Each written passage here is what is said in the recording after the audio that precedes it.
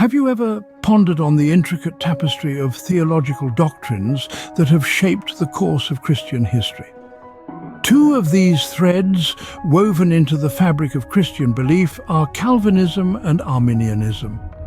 These doctrines, rooted in the teachings of John Calvin and Jacobus Arminius respectively, have sparked centuries of debate.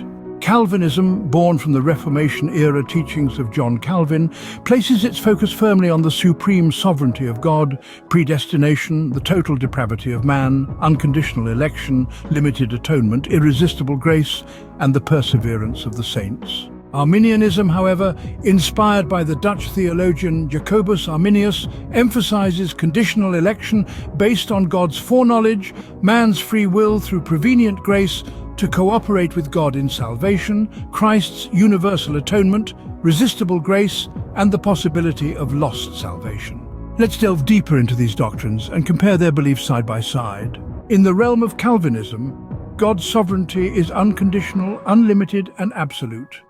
All things are predetermined by God's will. God foreknew because of his own planning. On the flip side, Arminianism also acknowledges God's sovereignty, but suggests that God has limited his control in correspondence with man's freedom and response. God's decrees are associated with his foreknowledge of man's response. When it comes to the concept of man's depravity, Calvinism posits that, due to the fall, man is totally depraved and spiritually dead, unable to save himself. Thus, God must initiate salvation. Arminianism, however, speaks of a partial depravity. It suggests that while man has inherited a corrupted nature due to the fall through prevenient grace, God removed the guilt of Adam's sin.